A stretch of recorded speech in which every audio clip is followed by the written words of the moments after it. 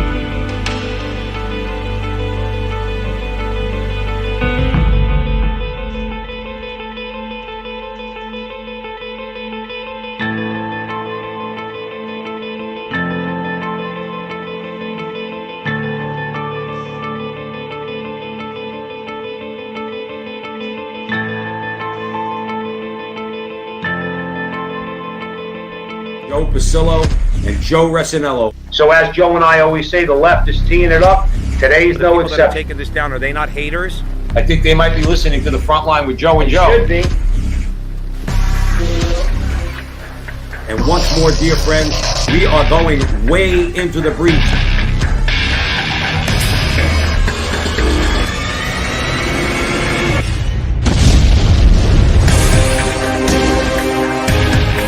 Hello again, everyone, and welcome to the front line with Joe and Joe. Joe Pasillo and Joe Resinello. And we got a great conversation for you tonight because there's a lot of nonsense, as always. And we have made America great again. Where's the woke media when it comes to that?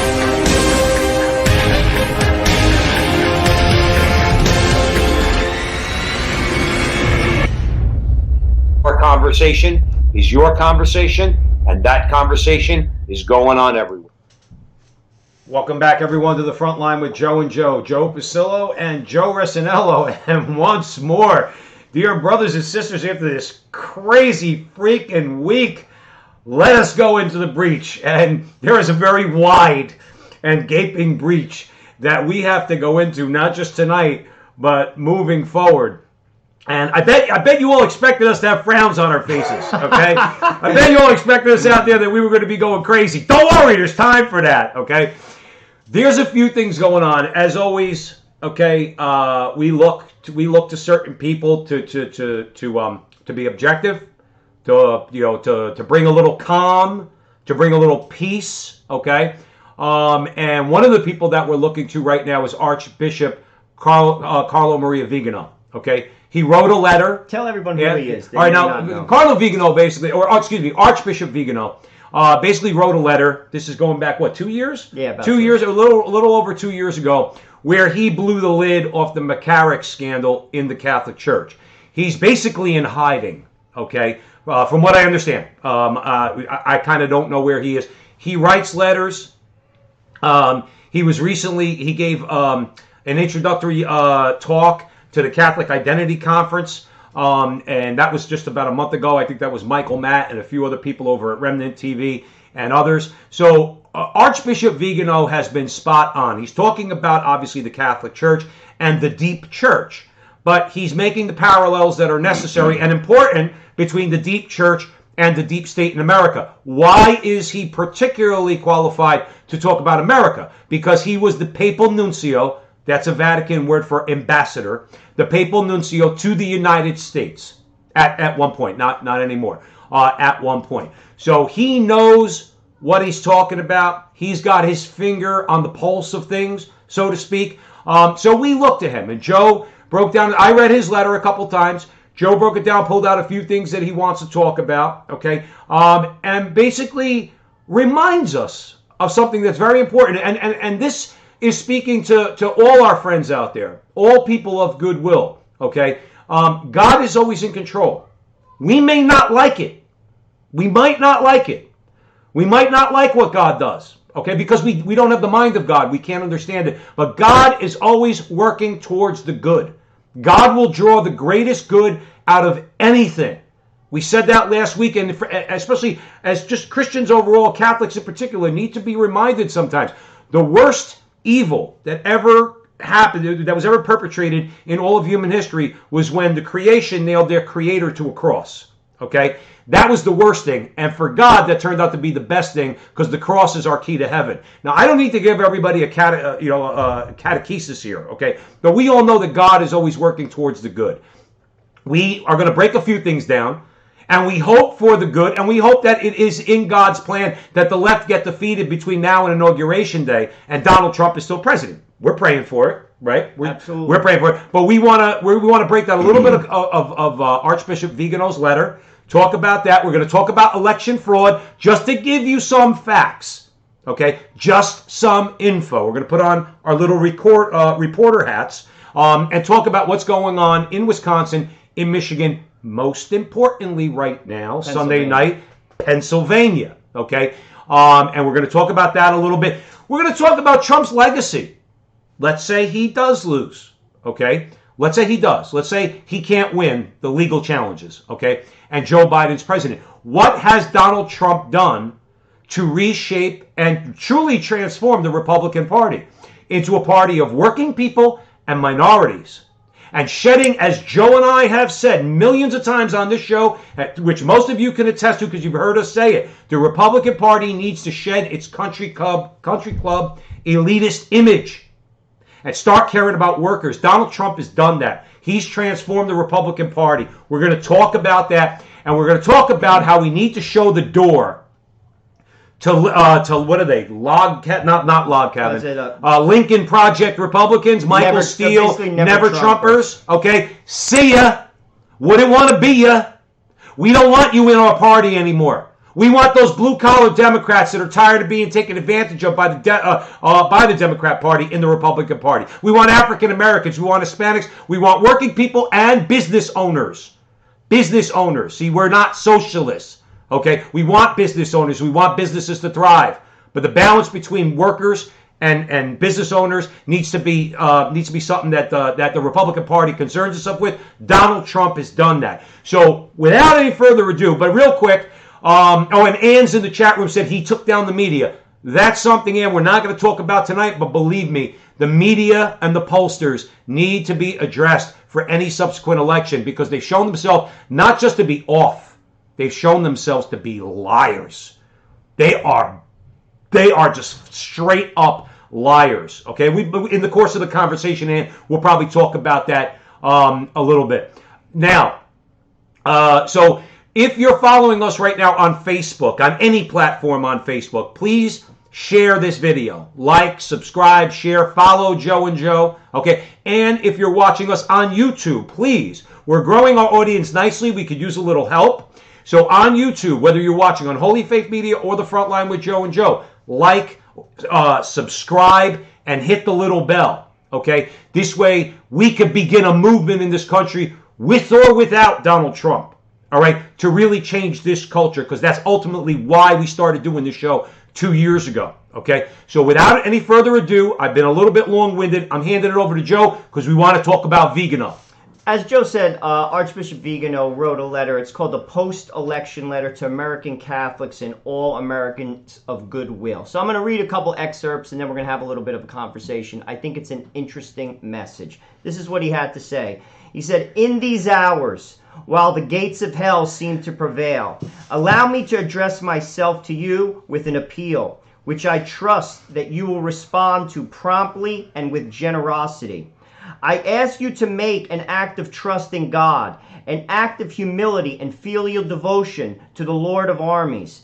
I ask that all of you pray the Holy Rosary, if possible in your families or with your dear ones, your friends, your brothers, your sisters, your colleagues, your fellow soldiers. Pray with the abandonment of children who know how to have recourse to their most holy mother to ask her to intercede before the throne of the divine majesty. Pray with a sincere soul, with a pure heart, in the certainty of being heard and answered. Ask her. She is the help of Christians to defeat the forces of the enemy. Ask her. She is terrible as an army set in battle array, to grant the victory to the forces of good and to inflict a humiliating defeat on the forces of evil. Have your children pray, using the holy words that you have taught them.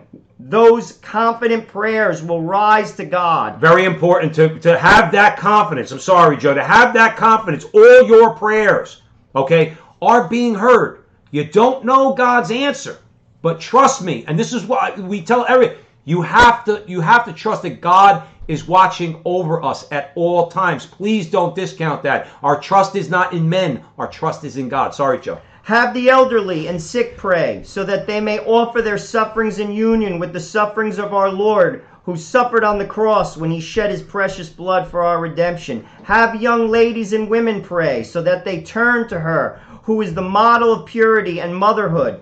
And you men must also pray. Your courage, your honor, and your boldness will be refreshed and strengthened. All of you take up the spiritual weapon before which Satan and his minions retreat furiously, because they fear the most holy Virgin, she who is mighty by grace. You see, we are fighting not against flesh and blood, but against principalities. We are fighting against darkness, and we must transform ourselves, and there is no better way to do that than through the Blessed Mother. I'm going to tell you a story about praying the rosary. In Brazil, you could look this up, not right now because you're watching the Don't leave the front line with Joe and Joe Pasillo and Joe Rassinello. Don't leave us right now. There was a revolution similar to this where a hardcore socialist was elected, and 500,000 women took to the streets of Brazil praying the rosary, and the elected president of Brazil fled. That was in the 20th century. Not a bullet was fired. The rosary is the weapon. Now, Sister Deirdre Byrne got up there at the RNC. This is why I believe God is protecting Donald Trump. And Donald Trump is going to be a force in the Republican Party. Don't listen to this nonsense that he's going to run in 2024. He doesn't need to. He's made his mark. What he can do is he could be out there, especially if he doesn't win, but he could get out there down in Georgia on January 5th when those two senatorial runoff elections take place. Donald Trump could be more important for his influence. And maybe God is humbling him to say, listen, Donald, you've made some great strides in your life, okay? And you've been a good president, and you've done the things I wanted you to do, but here's what you're going to really do. You know what I mean? That might not involve him being president of the United States. Remember, Donald Trump doesn't have to be president for this country to change. He doesn't. We could even lose the Senate, and the Democrats have control for a couple years, okay? And that's what it's about, the country changing. You see, Donald Trump isn't the Messiah, and we're not here to wave his flag. While I want him to win, I want the country to be converted. I want America to turn back from the way that it's going, because we are on a way that is going to ultimately destroy us. And remember something, and a lot of people out there don't like to hear this. Sorry, you're only going to get the truth from the front line with Joe and Joe. You're only going to get the truth. This country will never be at peace as long as abortion is legal. As long as baby killing is legal, this country's never going to be at peace. When they talk about uniting the country, I want to throw up. What do I have in common with a Democrat? It's funny you say What that. do I have in common with a Democrat when they're all in favor of aborting children, killing children in the womb while they're in the birth canal? I will not unite on a lie. Right. You see, that's what this comes down to. They're talking about unity. You cannot unite on a lie, because the House will not stand. Well, like what is their definition, Jojo? What is their definition of being united? Let's sing Kumbaya. Joe, do you think it's going to cut it that we're all going to stand there, Democrats, Republicans, the Young Turks in the front line with Joe and Joe, and we're going to hold hands and we're going to sing Kumbaya? No, I'm not holding hands with you. Unity is not a feeling. Unity is an action. And there are some very serious obstacles to this country being unified. The greatest obstacle, and listen, I don't care what they say, Joe and I have said it on the show a million times. The reason why they went after Donald Trump so viciously was because of abortion, because of his authority under the Constitution to nominate judges to the Supreme Court and other courts. It all comes down to abortion. I'm not unifying with them. The action, the act of the American political will that has to take place is that abortion is abolished in America. Then we could be unified, because then we know babies are not being slaughtered in the womb, and then we could sit down and talk about taxes and immigration and climate change and all that stuff, okay? But that issue has to be resolved first, and I hate to say it like this, Joe Resinello, only two-thirds of the United States Conference of Catholic Bishops, only two-thirds said that abortion was the preeminent issue. The other third just quite frankly got it wrong. But Vigano is one of those people that knows the truth about abortion. That is the preeminent issue. And I cannot stress enough to pray the rosary, because we're praying for two things. We're praying for justice. You see, this election now is not about Donald Trump. It's about the process. People, I saw a poll today, 60% of Americans do not believe that this election was legit. 60%. We are now, it's about a process. There has to be integrity in the process or the country falls apart. Right. You see, we're praying for justice to be served. And if that means Donald Trump loses, okay, then it was fair. But he deserves his time in court. These irregularities, which we're going to break down next, right, have to be adjudicated. He deserves his time. Keep this in mind. When Gore and Bush had a conflict in Florida, it went on until December 13th. Right. 37 days. Donald Trump has his time now to make his case. If he does, the election has to go to Donald Trump. So prayer is vital. What's the next thing we're looking to pray for? Peace. We do not want violence. There should not be a violent uprising. You noticed yesterday, 71,000 people voted for Donald Trump. They announced Donald Trump was the victor. If you ask me, that was so irresponsible. They basically set the bar so high that if the courts overturn Biden, all hell is going to break loose. Mm-hmm. That was so irresponsible by the media. There are a number of swing states that haven't even officially declared the victor, one of which is Arizona. Watch it carefully. Down to 16,000 votes. That's 81,000 left, and 45 of them are provisional, which means that they could potentially be tossed. So Donald Trump, if he even wins 52% of the remaining 35%, and by the way, he's been trending to do so, that state gets flipped. So if that, and then we're gonna talk about it. Let's continue with Vigano for a second. We're gonna talk about it when we talk about election. I do want to address something, and it's important. What Joe and I, as you all know, what we always try to do is we do personalize things, because again, this is kitchen table conversation. All right, you're not gonna get PhD talk from us, because that's not us. The reason why there's about 300, 400 people watching right now, and our audience is growing, is because we speak plainly. We talk about our own experiences. I just want to say, Steve Paris is in the chat room. He says, let there be peace on earth and let it begin with me. Steve, the reason why I'm focusing on that, what was that, St. Francis of Assisi, right? Yeah, said that. So. Okay. The reason why I say that is because I'm going to confess to you. I'm going to make a confession. I had a very bad week. Okay? I was angry. I had hate in my heart. I'm not going to lie. Joe, I would never lie to you. I'm never going to lie to you. I had a tremendous amount of hate in my heart, because when you know somebody's lying out there, and they're lying to you, and they're making you look stupid, or they're pretending that you're stupid and you don't know what's going on, I had hatred. I cursed a lot at the TV. I wished people dead. All right? I went to confession yesterday. My wife and I went to pray in front of Planned Parenthood, okay, with a bunch of prayer warriors down in New York, okay, Planned Parenthood of Greater New York, first Saturday procession. Anybody in our area, I would encourage you to go first Saturday, Mass at 8 o'clock, process down to Planned Parenthood. I went to confession. My wife and I found the priest. I confessed all of it. And you know what? I don't have any, because by the grace of Jesus Christ, I don't have any hate in my heart right now. I'm angry, but in a righteous way, not in a bad way. Let there be peace on earth, Steve, and let it begin with me. But I do want to, the reason why I bring it up is for another reason too. These are prayer warriors standing on the sidewalk across the street from Planned Parenthood, not yelling at anybody, not screaming at anybody, not calling these women that are going in there to have abortions baby killers, doing none of that. You know how many times people drive by or walk by and do all this stuff? No, we're praying, okay? And people walk by, give us the finger. Why are you out here? In other words, some mocking. Now, it wasn't organized like it has been in the past, but that's why, in other words, you can't be united with these people because you're simply praying that babies don't die in the womb, and you deserve to be mocked and cursed and yelled at and all these things. And the reason why I bring it up, Steve, is because you're right. You're right.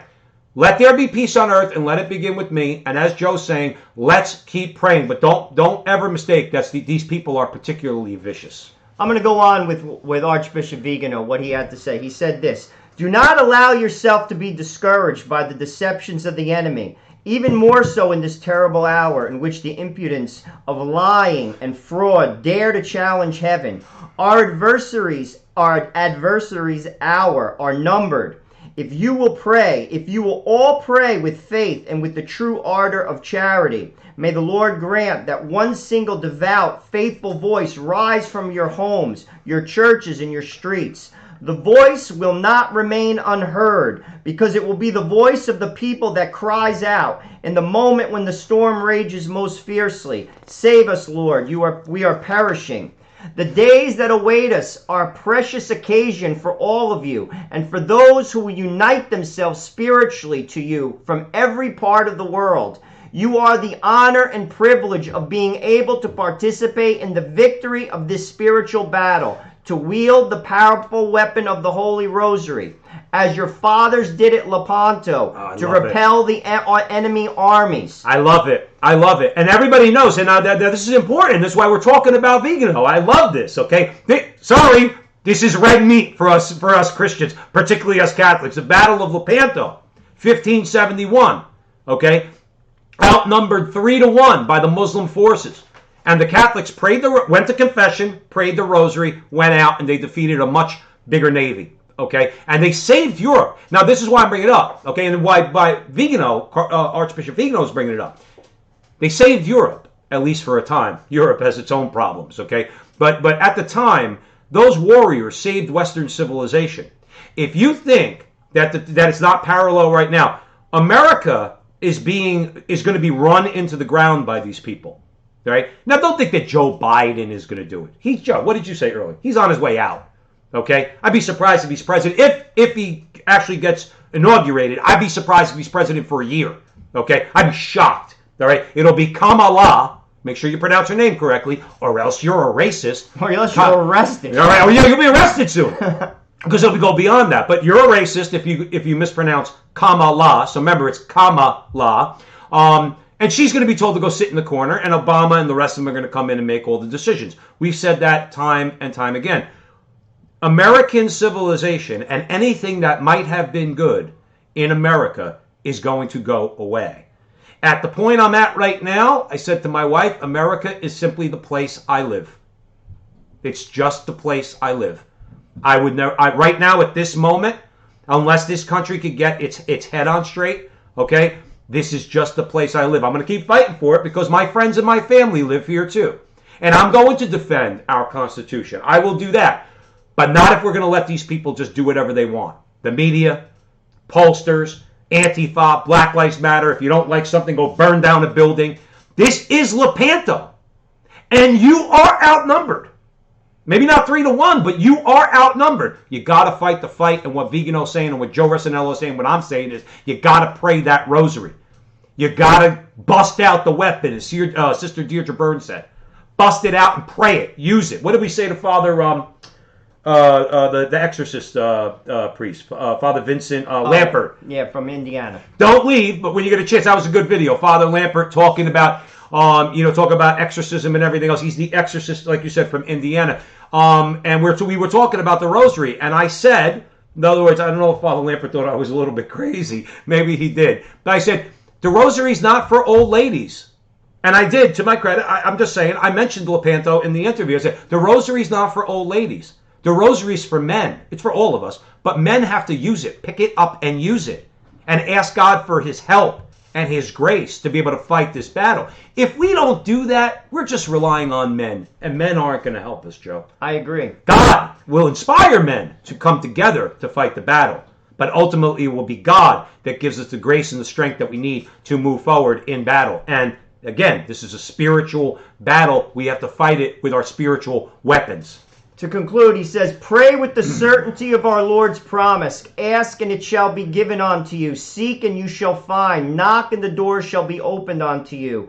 The King of kings, from whom you ask the salvation of your nation, will reward your faith. Your testimony, remember this, will touch the hearts of our Lord, multiplying the heavenly graces, which are more than ever indispensable in order to achieve victory. May my appeal, which I address to you and to all people who recognize the Lordship of God, find you to be a generous apostle and a courageous witness of the spiritual rebirth of your beloved country, and with it the entire world. Keep this in mind. December 8th is the Feast of the Immaculate Conception. December 12th is the Feast of Our Lady of Guadalupe. Pray to Our Lady through the Rosary. Joe, Crying Virgin de Guadalupe in the chat room said, thank you for the compliment. Says, first time on this live, great show. I love, and just before Joe mentioned Guadalupe, and I'm glad he did, was when I saw your handle there, I wanted to mention, remember something, the Spanish were in Mexico for a while, okay? But it wasn't until Our Lady visited Juan Diego, and within 10 years, the entire country was converted. Remember, there is a parallel here. We kill babies in America in the womb. The Aztecs, they did their fair share. Human sacrifices. Go watch the movie Apocalypto, all right? Which Mel Gibson's follow-up to The Passion of the Christ was phenomenal, okay? That country was heavily involved in some really sick pagan rituals, and human sacrifice was central to it, okay? And yet that entire country, after Our Lady went there, at Guadalupe, okay, was converted, the entire country, within 10 years. The little success that the Spanish had in converting people to the Catholic faith, Our Lady stepped in, and boom. So if you think it can't happen in America, where America finally turns around and says, no, we don't kill babies. Sorry, you could dress it up in legalese and it's your constitutional right and all this nonsense. No, we don't kill babies in America. Joe and I and all of you good people shouldn't need to make an argument against abortion beyond that. We don't kill babies. Well, how could we don't kill babies? Well, why would you? We don't kill babies. And we need to take our language back. And that's one of the ways to do it. But that's important, Guadalupe, in the chat room, because if Our Lady converted Mexico, Our Lady certainly can convert the United States of America. And that's what Joe is saying that Archbishop Vigano wrote in his letter. So pray the Rosary every day. Pray it with your wife. Pray it with your children. Yep. And I bet you may be surprised at the outcome. Right. Let's go to... Real quick, I want to give a quick shout out. By the way, everybody, thank you so much. Tonight is a very special night for Joe and me, okay? Right now, there's about 600 people watching across all platforms, all right? We're monitoring because we're going across about 10-15. There's about 600 people watching right now. We are so humbled by that. And the number keeps going up. It started at like a little over 100. This means you're still with us, okay? Our success depends on you, okay? We appreciate it. We're going to continue to do this. Joe and I both have jobs. We don't make any money from this. We do this because it's necessary to speak the truth, speak it boldly, in season and out of season, as my brother Joe Resinello always says. Okay, but I'm looking at that number. It's now over 600. It's like the vote total in Pennsylvania. It's over 600. We're so appreciative. But if you're watching us on Facebook, please find us at the front line with Joe and Joe. Like and share and spread it around to groups that you're in that you think might like our message. And also, if you're watching us on any platform on YouTube, also go to the front line with Joe and Joe. Subscribe to us there and share our videos. And please help us to grow. All right? Again, nobody here is looking to make money. Okay? What we are looking to do is we're looking to expand our audience because Joe and I think we have something to say. And based on our viewership tonight, we believe you think we have something to say. We are very, very grateful for that. So let's talk potential fraud. Something stinks in Michigan, Wisconsin, and Pennsylvania. I thought you were going to say there's something rotten in Denmark. There's something rotten in Michigan. So let's talk about it. And these are just facts. And that's all we're going to do. These are voting irregularities. What Trump and his legal team has to do is to prove them in court. If he does not, he will not be successful. So what we're going to do is lay out the facts. And this is what has to go through the process. and he has 2.5 months to do it, and he has every right to do it. So here it is. Early Tuesday morning, all three of these states, Michigan, Wisconsin, and Pennsylvania, were too close to call. But President Trump led Joe Biden by comfortable margins, far beyond what had been predicted in the polls. Then something strange happened in the dead of the night. Dead of the night. In both Michigan and Wisconsin, the vote dumps happened early morning Wednesday, and they were 100% for Joe Biden. Which is statistically impossible. Not one vote. I understand that people voted by mail and that he got the lion's share of that. I voted by mail, and I voted for Donald Trump. Not one vote. Not one vote. If you could get a couple of Jamoke votes like us in New Jersey voting for Donald Trump, then in Michigan, where Trump's got so much support, in Wisconsin, where he's got so much support, you're going to tell me that not one vote? Just like Mitt Romney in Philadelphia? In other words, in 2012, in Philadelphia, I think it was in 90% of the districts of Philadelphia, he didn't get one vote? You're going to tell me one person in Philadelphia didn't vote for Mitt Romney? And all we're saying is this. Let's look at them. Maybe he did get 100% of the vote. Okay, prove it. It's an irregularity. I have a right to contest it. I want you to prove it to me. That's what Donald Trump's saying, and you will prove it in a court of law. And if you're right, then you win. That's all. It's that simple. Let's break it down by state. In Michigan, Biden somehow got 138,339 votes. Listen. And Trump got zero in an overnight vote drop. There was also something suspicious about the vote coming in from Antrim County, Michigan, where Trump beat Hillary Clinton by 30 points in 2016. Now catch that. He beat Hillary there by 30 points. Even if that number came down a little bit. Joe, please. Initial vote totals there showed Biden was ahead of Trump by 29 points. They should just do a recount in that county. If they did it just in that county, I guarantee you Trump would just overtake Biden. Notice, when you see things like that, and what we said earlier, and why I was so angry this week, is we know they're lying to us. Somebody just posted in the chat room. I want to find that person. Well, anyway, somebody just posted in the chat room. They're from Detroit, and it is the most corrupt. We're from Newark. I get it. We saw it with our whole eyes. Okay, what do you mean? Fair election in New Jersey? Are you kidding me? Cory Booker gets 60% of the vote? Let me tell you something. This is just anecdotal. I don't know if I mentioned it last week, but this is just anecdotal, okay? We're in New Jersey. If you throw a rock, you hit a liberal Democrat, okay? If you swing a dead cat, you hit a liberal Democrat. I didn't come across one person, and I travel a lot in New Jersey, see a lot of people, go in stores. I work in New York City. All people I work with in New York City, all live in New York City, all voted for Hillary in 2016. They all voted for Trump.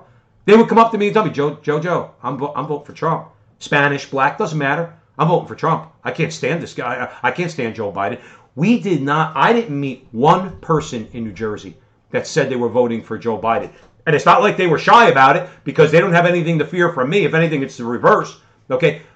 In Michigan, Antrim County swings 60 points in the other direction. Absolutely impossible. Let's go to Wisconsin in another mysterious all-Biden vote dump.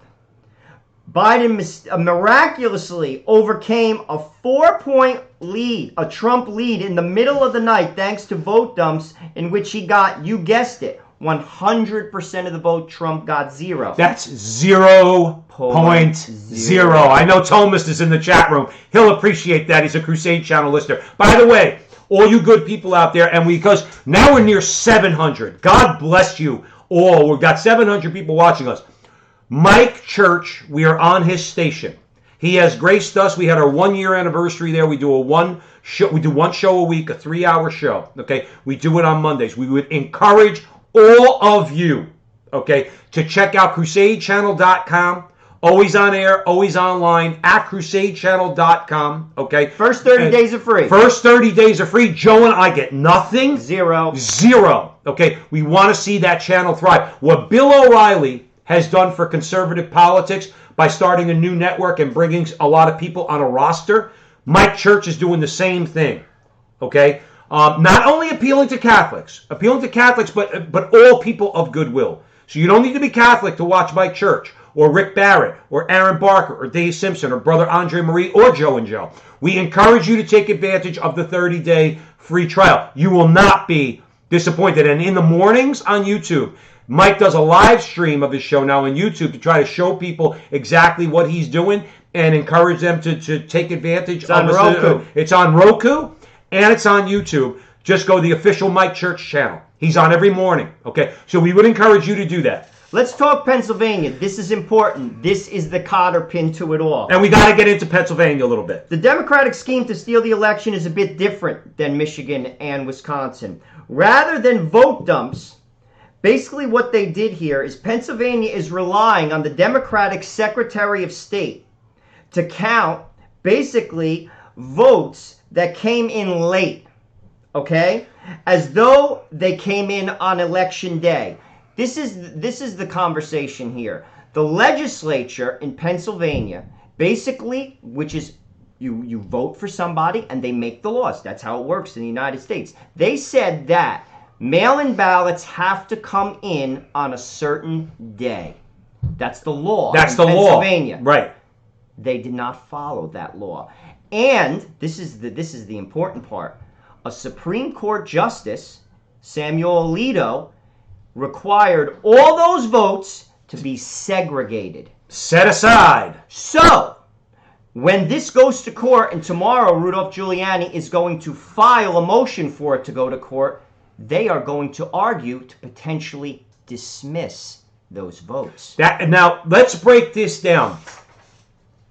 For those of you who don't know, quick civics lesson. The United States Constitution gives the power over elections to the state legislatures, not the governor, not the state Supreme Court. State legislatures have the final say on elections in their state. The state legislature said any votes come in after election day are discarded. 2 months ago, they went to the Supreme Court in Pennsylvania, and the Supreme Court of Pennsylvania, basically all elected Democrats, okay, said, no, there's COVID, so the ballots could come in later. The Supreme Court, John Roberts, disgraziad, John Roberts, stabbed us in the back again, and then let it go back to, and let the ruling of the Pennsylvania State Supreme Court stand. That's why those votes were allowed to come in. He's going to get it stuck to him because Sam Alito, as Joe said segregate those ballots because we know this is coming back. This time, Amy Coney Barrett's on the Supreme Court. This time, John Roberts may not be able to stop the Supreme Court from hearing that case. In which case, if they follow the law, then those ballots are going to get discarded and Trump's going to win Pennsylvania. Keep praying the rosary. Keep praying the rosary that sane people prevail, because do not leave under any circumstances to go and watch this. But after we're done, Taylor Marshall's got a really good video on this, but he makes the point, Pennsylvania is the first key to winning this. Then after that, there's going to be a few factors that have to follow through. But that 20 votes has to come off first for Biden. And if what Joe said about Arizona is true, and Trump overtakes Biden in Arizona, Trump's the president. Trump is still the president. Get it through your head. Arizona is important. Because if they win the legal battle in Pennsylvania and Trump gets that 20 and Arizona comes off the board for Biden, Trump is still the president. Very, very important. And we need a Supreme Court that's finally going to stand up for us. I think we finally have it. And that's why what they did yesterday was utterly and absolutely irresponsible. It was irresponsible. And they know it, by the way, because what they're doing is they're ratcheting it up. They're ratcheting it up. I was talking to my neighbor. There are people, and there are Republicans, that they basically say, it's not worth the fight. We have to come together. No. You cannot come together on a lie. It's bigger than the election. This is about the process. The country must have confidence in the election. It's like baseball. In baseball, what's the biggest sin in baseball? You can't gamble on baseball if you play baseball. Ask Pete Rose. You can't. Why? Because if you do, it turns into professional wrestling. No one believes in the game. It's the same thing. The country must have confidence. That's why Donald Trump has to go to court. And if he loses in court, and if all these basically, I guess, like, what do you call them? Irregularities are proved that they don't stand, well, then they don't stand. They don't stand. But then Trump, while he's still president, goes down to Georgia because the devil already went down to Georgia. Okay? So now Trump's got to go down there, and he's got to go rally the good people of Georgia to make sure the Republicans get those 2 Senate seats. Now, again, we were not looking for political solutions to this nation's very deep moral problems. But in the meantime, the evil, somebody asked earlier whether or not Donald Trump is the catacon. We've heard some stories about that. Who's holding back evil? Ultimately, again, I don't know all about that. All I know is this. Jesus Christ will either allow something to happen or not allow something to happen. Okay? So if Trump loses in court, he goes down there, we get those 2 Senate seats, we get a little bit of a breather while we keep fighting this fight. If anybody thinks if Donald Trump keeps the presidency and those 2 Republicans win in Georgia, what do you think, this is all over? The fight is only beginning. We're not going to stop praying our rosary if Donald Trump stays in office, are we? Heck no. I pray the rosary every day. I want to go to heaven, which means I got to pray the rosary till the day I die. I got to go to confession till the day I die. I got to receive Jesus in the Eucharist till the day I die. Not during the Trump administration. Okay? This isn't purely politics. But we do have to talk about it. We have the power to do something about it. All right? First things pray. Second thing is act. And this is what we can do. We pray for peace. We pray for justice. And we pray that Donald Trump wins the presidency. That's right. Because it's good for America. Neo Thomas is in the chat room, said the rhinos are already never Trumpers and we're the crazies who didn't come together. Absolutely. Are we talking about them at all tonight? Yeah, we're going to talk a little bit about them. The never Trumpers, Lincoln Project. Lincoln Project, Michael Steele, Anthony Scaramucci, as my mother would say, tutta gabarigats. That's what she would say. You're at the front line with Joe and Joe. Correction, 900 people watching right now because you guys are beautiful. You inspire us to know that what we're doing is the right thing. 900 people. Now, some people are saying in the chat room, well, I only see 10 people. Or on my TV, it says 600. We're seeing the number across all the platforms. This is the highest number we've ever gotten. Blows anything we've gotten out of the water. That means this message is important because God is in control. So, Joe Resinello, where are we headed next? We're going to talk about the GOP. Because after Trump, it will never be the same. Thank God. It is now the party of working families. No longer is the Democratic Party the party of working families. We're going to break that down. The Republican mandate for the future is to be the party for the working man. This future is both morally right and politically necessary. The task for conservatives is to preserve the little platoons of family and social life against the various bigs. What do I mean by bigs? Big government, big tech, and big business, and so on, and all of which are increasingly aligned with the left. Even Oreo cookies is aligned with the left. Oreo cookies is woke, Joe Resinello.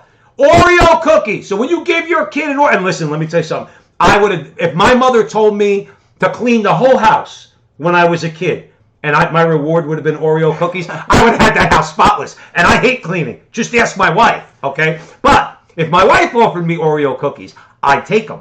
The only difference is, not now. Oreos, if you could think about this, if you think about the insanity, Oreos is now woke. To what else? What else are we going to be spoon-fed now? The whole rainbow agenda that they want to ram down our throats. So Oreos is actually woke right now. Disgusting. The Democrats are now the party of Wall Street and big business. Look at who gave money from Wall Street. They gave it to Joe Biden. They didn't give it to Donald Trump. Keep that in mind. Look it up. Can you, real quick, in a 5-second, let's be clear. Why is Wall Street and why are never Trumpers, who are on Wall Street, why are they supporting Joe Biden? Why did they support Joe Biden? Because they are going to take those blue-collar jobs that Donald Trump has brought back, and they're going to ship them back overseas. Okay? Cheap labor, and all that profit is going to go down to the bottom line. And guess what's going to happen?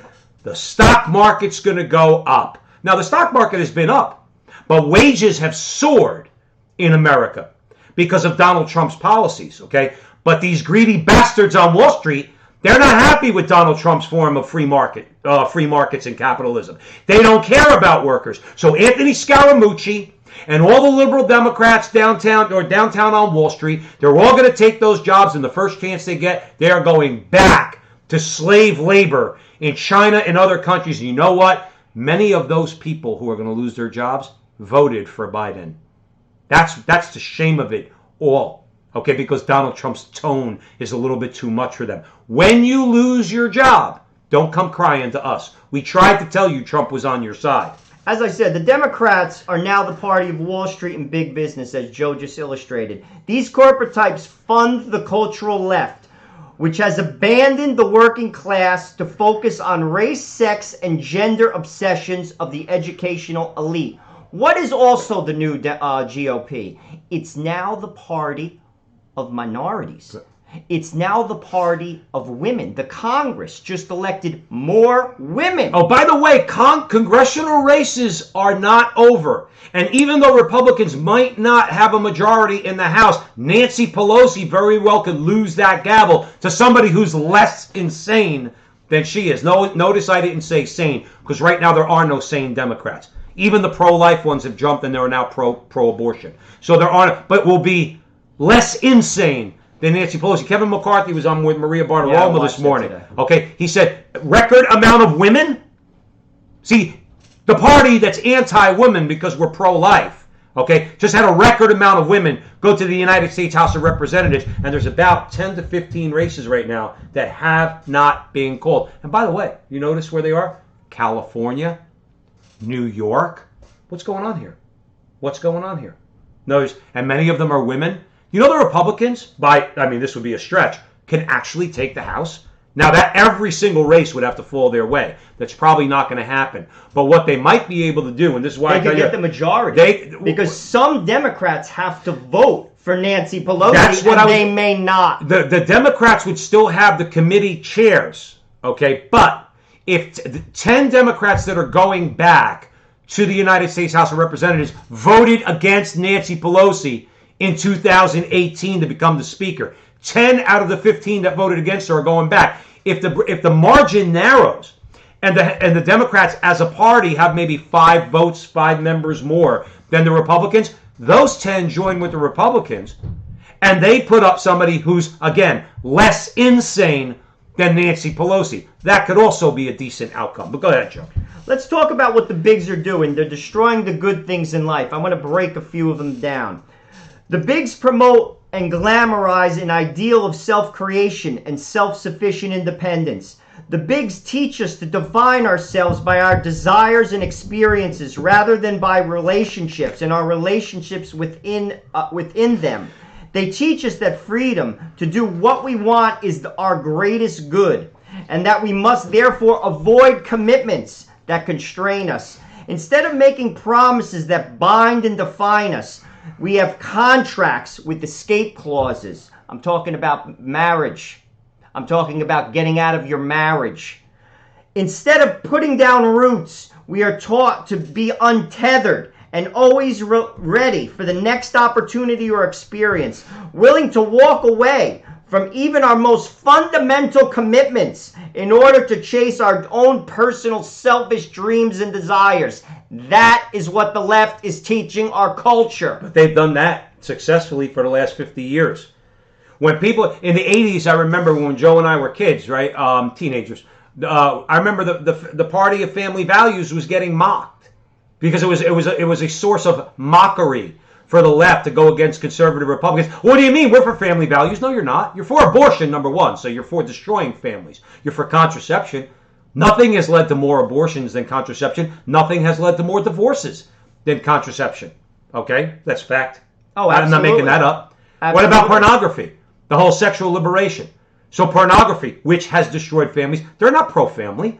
They have actively sought to destroy the family. But when people who defend the family used to voice this, oh, you're such a fascist. You're such a No, we just don't want you destroying the central institution of our society. The building block of our society are not individuals. It's families. What Joe just described, this untetheredness, this rugged individualism, that stuff's got to go. I am an individual. I am an individual. I am unique in the eyes of God. I am made in the image and likeness of God. I am unique. There's nobody like me. There's never been anybody like me in history. There'll never be anybody like me. I am an individual, but I am defined, and we are all defined by relationships. The primary relationship goes upwards. Jesus said, love God first. He didn't say that just because it didn't matter what order it was in. Love God first, and then love your neighbor as yourself. We should be a nation of relationships. Relationship with God, relationships with our families, relationships with our neighbors. That's how to build a strong country, a strong society, and a strong culture. Unfortunately, we've allowed, and conservatives are guilty of this, okay, we've allowed the left to run roughshod over us.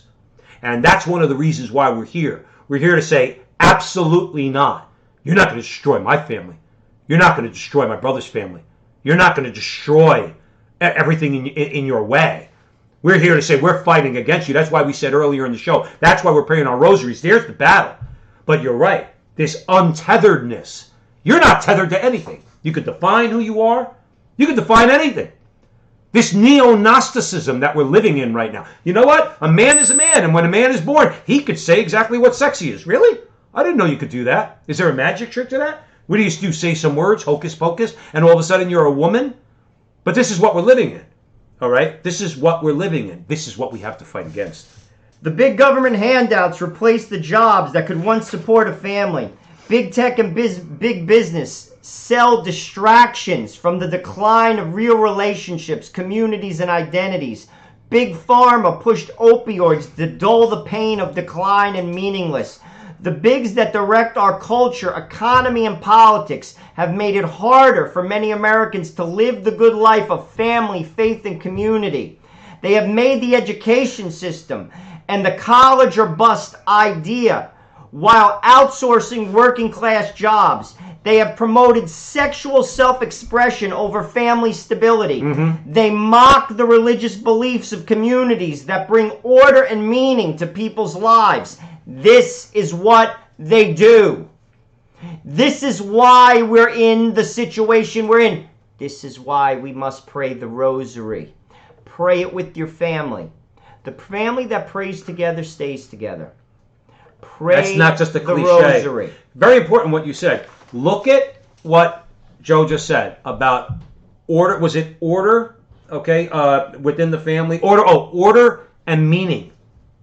Order and meaning that you get from your relationship with a strong family. Strong families are ordered and order society, and they're meaningful. They're meaningful relationships. Look at what the sexual liberation of the 1960s has done. It has provided chaos, okay, and that's through the destruction of the family, all right, and it has provided meaninglessness. I mean, this is like what was it? This is like an Albert Camus novel, like The Stranger. It's all meaningless. In other words, just everything I want to do. I can just think of what I want to do and in the next minute do it. And if I change my mind tomorrow, then I could go back to doing that. There's meaninglessness, there's chaos, there's anarchy, and it's there by design. See, the difference is they won't admit it's by design. We want to reinstill order and meaning in our culture and in our society. And that can only be done through God. That's it. You see, this is where we've gone astray. Man left to his own devices, he destroys himself. It's a fact.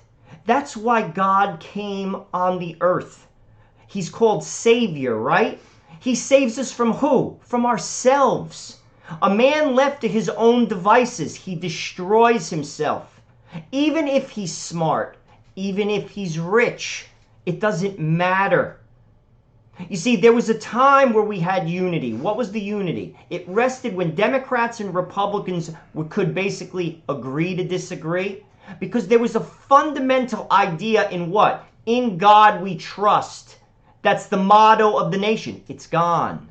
It's gone. And we have to get it back. And until it returns, we're shot. We're shocked. Well, that's the thing. We're going to keep looking to men when we should be looking to God. Now, we can fight the political battles, and they're important to fight. Nobody's giving up. Nobody's saying the political battles aren't important. But the cultural battle, the spiritual battle, those are the most important battles. Remember what St. Paul said in Ephesians 6. He said, we wrestle not against flesh and blood. We wrestle against spiritual wickedness in high places. I'm not going to give you the exact quote because I don't know the exact quote, but I'm pretty close. We fight against principalities and powers and spiritual wickedness in high places. What we're experiencing now is not saying to our neighbor, hey, I'm a sinner, you're a sinner. We all are in need of redemption. Okay, I'm not fighting against sinners because I am a sinner. Okay, Joe's a sinner. We're all sinners. Okay, we are fighting against, and this is what we're going through right now. This is spiritual wickedness. These people, when you think about just how wicked it is, and we've said it on the show before, I'm going to say it again until you get mad at us. We're going to keep saying it. They did what they did to Donald Trump, which means they did what they did to you because of abortion. Only because of abortion. There is not one leftist that can point to anything that Donald Trump did that would be considered radical. Tax cuts? That's not radical. No. All right? Telling the leftist environmentalists to go kick rocks? That's not radical. Most of the people in this country don't want this environmental, juggernaut to be rammed down our throat. The whole LGBT agenda, okay? Donald Trump didn't do anything about that. I've heard some Catholics argue that's why we should have voted against him. I wasn't convinced. But he hasn't stepped into that, okay? Donald Trump hasn't done anything radical. Donald Trump has put up judges that would very well overturn Roe versus Wade, and the next step after that would be to abolish abortion in America. All right? That's what he's done. That's why they hate him, and that's why they hate you. That is spiritual wickedness in high places that St. Paul was talking about. That's what we're fighting against. People who want power so they could keep killing babies in the womb. You think about that for a second, and think about just how dark that is. And if you could do that, you could do anything. Oh, you could do anything. You'll kill anybody. If you could kill a baby in the womb, you kill anybody. Keep in mind, we are now one of 7 nations in the world that support third trimester abortion. Tell them the company we're in, Joe. We're in North Korea, China. To be honest with you, the UN should come down on us. Right. And here's the thing, I was at Mass today, and at the end of Mass, they sang God Bless America. And what made me think of it, someone made a comment in the chat room, God will not bless. I think it was Guadalupe from New Mexico was in the chat room. Basically said, God will not bless a nation that supports abortion. And when they sang that song, I said to myself, I was in the back of the church, and I said to myself, 74 million people voted for third trimester abortion. Even if you didn't do that as in that was your driving issue, you did vote for that. That is a disqualifier. That is an atrocity. And I'm embarrassed for this country. And God will not bless a country that kills its children, people. But I think God will have patience with us, though. And the reason why I say that, Joe, is because I think that there's enough people. Again, we saw that. We saw that reflected in the numbers and the people that did actually come out and vote against evil. Not that they're all pro-life, but there's many, many, many people in this country, many people who think that abortion needs to go. I don't think God will abandon us because we haven't abandoned our culture to the forces of death. And because of that, God will continue to protect us. Again, we pray in front of abortion clinics, okay? Stand there and pray, and that's our witness, and God sees that. God sees that. So I think he's not ready. He's not ready to drop the hammer on America just yet, okay? But we have to get it straight. We need to be the William Wilberforces of this age. God chose us to be in this time in history. Not 100 years ago, not 100 years from now. The battle to be fought and won is the battle against the slaughter of the innocents. William Wilberforce in the 18th century, he accused the British Empire, accused them to their faces in Parliament, talking about the immorality of slavery. Okay? And about, I think it was 50 years later, the British Empire, they abolished slavery. They abolished slavery before America did. We had to fight a civil war. And it may come to a civil war to stop the baby killing. More reason why we pray the rosary. Right. We must pray for the hearts of men to change.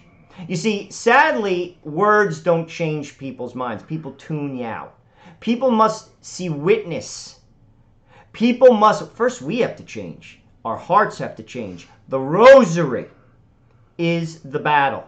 3 things I always say. Go to church with your family every Sunday. Receive the Eucharist in a state of grace. How do you receive the Eucharist in a state of grace? Go to confession every month. And pray the rosary every day. If we did that as a nation, everything changes. Everything changes. They say there's about, I think that the number is about 65 million Catholics in America. Okay? 65 million Catholics. I think the number, let's just say a quarter of those Catholics are what you would consider doing things that Joe just described. If those 15, 16 million people, okay, would come together and organize, all right, now we know they're all throughout the United States, but using this medium that we have, Al Gore did not create the internet, God did, okay, using this tool that God gave us, and those 15, 16 million people came together to boycott big tech. Okay, to boycott Hollywood. Stop buying products that ram the LGBT nonsense down your throat. Okay, stop voting on a local level and organizing in your districts to send good people to Washington. If good people did, those 15, 16 million people, could be a little bit more, let's say 20 million people came together, 20 million people will change this country in no time.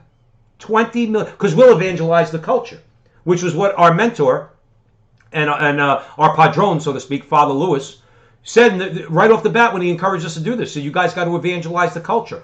But imagine 15, 20 million faithful Catholics evangelizing the culture, mostly evangelizing the culture for Christ, not to save America. That would be a nice consequence, okay? But to evangelize the culture and to straighten things out, that could happen. You want to know something? It would happen if we all did what Joe said. Look up after this show, miracles attributed to the rosary. Again, I'm going to mention it because it blew my mind when I read it. 500,000 women took to the streets of Brazil. I believe it was in Sao Paulo or Rio. It was one of the 2 cities. And prayed the rosary, and the elected president, who was a socialist, fled the country. That is a fact. The rosary is the weapon. Pray your rosary. Our Lady at Fatima, that was one of her requests. Mm-hmm. It's simple. Right. It takes 15 minutes. It will bind you and your wife. It is a meditation on the scripture. It is a reminder. I always keep my rosary in my pocket. Whenever I am tempted, I grab my rosary. It is the weapon. Pray it every day. Every day. Let's talk about the Never Trumpers, Joe. Yeah. It's the Lincoln Project. We'll end with these guys because their time in the Republican Party is coming to an end. The Lincoln Project has been doing their darndest throughout this election cycle to get Democrats elected. These are the Never Trumpers. They're former Republicans, and they have one job: get Trump out of the White House and beat all class race Republicans seeking re-election to the Senate. Instead, so far, 6 million more people voted for Donald Trump in 2020 than they voted for him in 2016. You got that, Michael Steele?